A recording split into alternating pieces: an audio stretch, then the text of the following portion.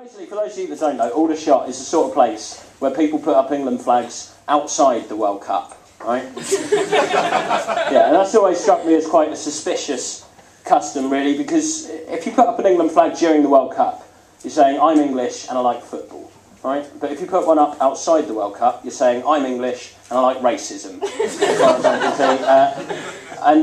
Things got off to a bad start in Aldershot, because I went to get a coffee there at this tea shop, and when I ordered, I exposed myself. Don't worry, that's not the end of that sentence. When I ordered, I exposed myself as not being one of them, not being one of the Aldershot people, right? Because I went to the lady and I said, hello, can I have a latte, please? Right? And then what I got in response was easily the best example of rudeness I've ever seen from someone in a customer service situation, because this woman just looks at me and goes, this is a cafe, not a cafe, right?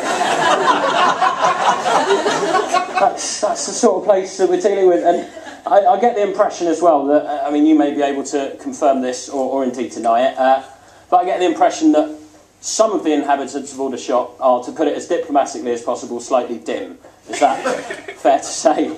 Yeah, I mean, I base that on this, right, because the same woman that brought out my delicious Nescafe, or should I say Nescaf, she's bringing out someone's food and she's going, cheese and ham toasty, cheese and ham toasty, who ordered a cheese and ham toasty? Right, no one's claiming it, saying it again and again, getting increasingly frustrated, until eventually she finds this guy and goes, excuse me, didn't you order a cheese and ham toasty? He looks at her and goes, no, I ordered ham and cheese. It's one of those places. As for the gig, by the way, that was an abject write-off in itself. I went along to do it and literally not a single audience member was in attendance, presumably because it was advertised on a poster using words.